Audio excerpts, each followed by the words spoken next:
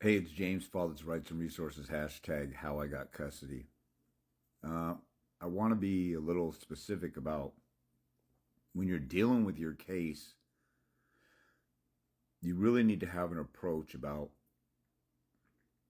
how, you need to think, I need to manage my case. Maybe that's something I haven't been really clear about,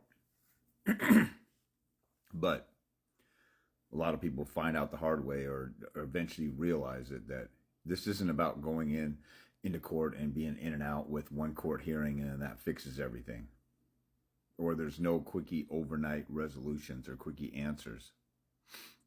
So um,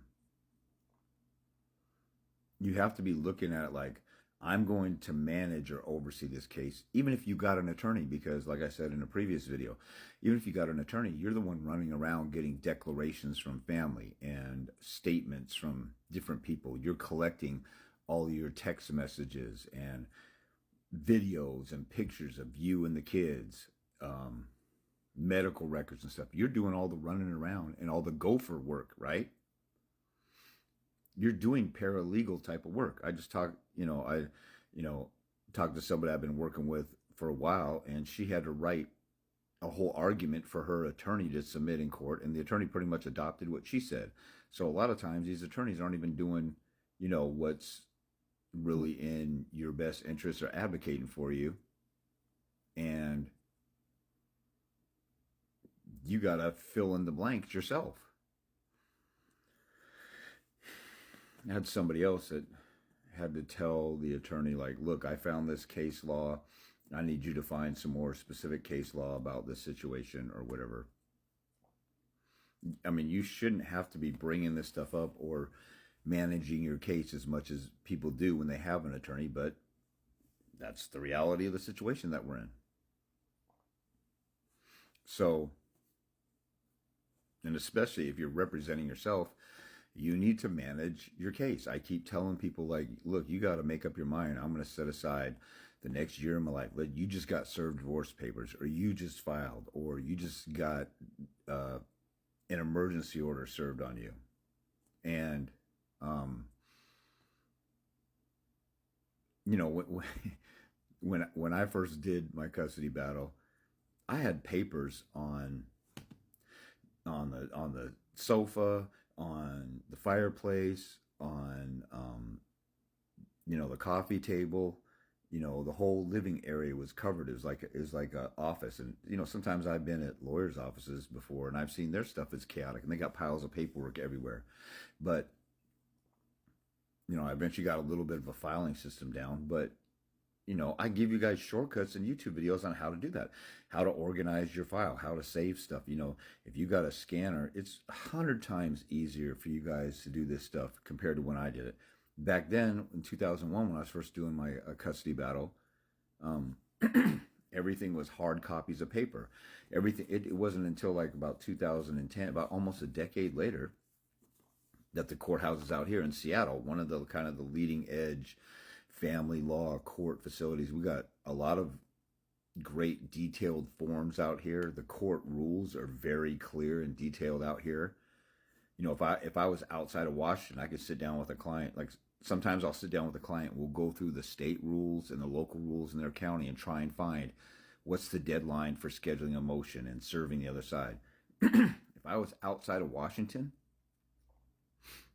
and I was helping somebody in Washington, I can go to the King County local family law rules and see all kinds of detail about the timing and notice of hearings and things like that. It's really detailed out here.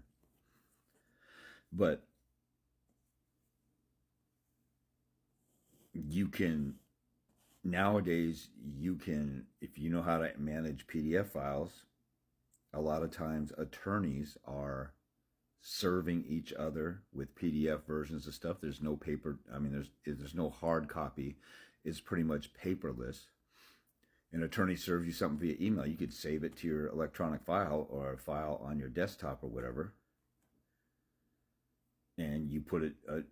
I show people how to do this in an organized fashion with the date and then the name of the document. Sometimes you could use a sub number or index number, like you have 0001, like 4 digits, because some people have gotten their files up to 1,000 items. Like me, I got like 1,100 items in my file over 20 years.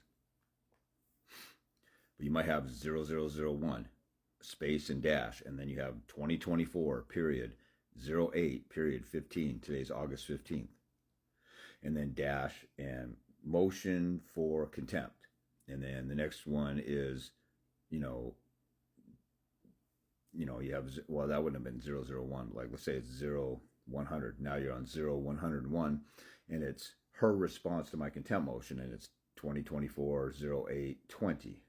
And then you have a strict reply, and everything is in sequential, chronological order.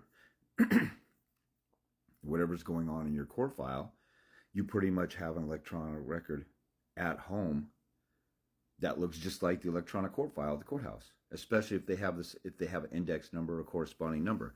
In Seattle, we have sub numbers in the electronic file. So if you did a printout of your entire docket, it would start off with a sub number 001 or just sub number 1.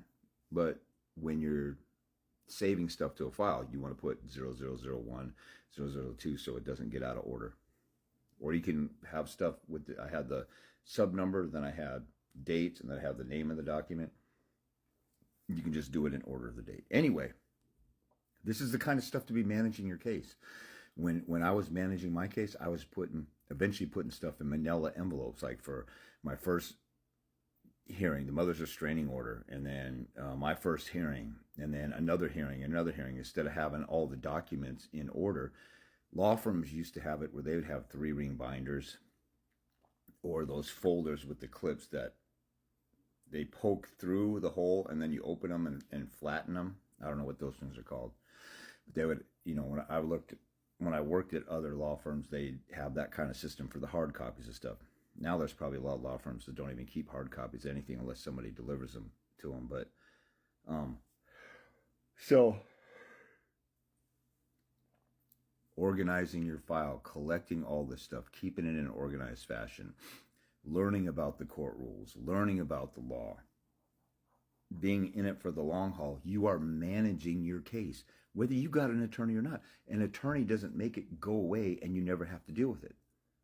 A lot of times I used to come on board and I was really micromanaging people's cases, but it just wasn't worth it. Like, people would pay me a flat fee to deal with and work with them on their paperwork, and then they would say, "Hey, I didn't get the mother served." I was like, "I told you had to get her served by today, by the end of the day." So sometimes I would go, they were at work, and I'd go run and deliver the paperwork to somebody. So I was doing way too much because people would not manage their own case.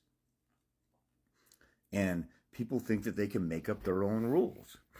When I tell somebody, here's the rules, let's look at the rules. Okay, you see where the rules say, here's your deadline to serve her. Here's where you have to give a copy to the judge and you have to do this and that. And then they don't listen to me, or they blow it off, or there's through one ear out the other. It's your case. You got to manage it. Just because I was talking about it doesn't make it everything magically gets filed. You have to do everything that I'm talking about. If you have a weight loss program or a fitness program, and I'm your trainer, and I say, 3 days a week you're going to do resistance, 3 to 4 days a week you're going to do resistance training. If you can get in the gym 4 days, great. At least do 3 days, upper body, lower body, full body workout, do cardio on these off days, and I give a specific plan, and you don't do any of it. I mean, if I tell you all this stuff and you just sit on it and you're still fat a couple months later, that's not my fault. So if you don't have a mentality that I'm in a war, I'm going to war, and then on top of that, I have to manage this case. It's not, I'm going to go in and I'm going to do a little half-ass effort here at this court hearing and learn just enough to get by at this hearing. You can't do that in a job or in a class if you're taking a college course. And you don't go to class, you don't pay attention to class, you don't take notes. You show up at the quiz like the night before you crammed, and then the night before the other quiz you cram, and then the night before the finals you cram. You forgot everything that was tested on before. You can't live like that in anything that you're committed to in life. You have to be able to manage your case, basically take ownership and learn everything that you need to do. And if you get consults with me and stuff, I'm not talking just to blow smoke and for stuff to go through one out the other. I got people who, like, even, recently, they're not doing the stuff I'm talking about, and their case is suffering, and then they're gonna look up and get cream. Learn to manage your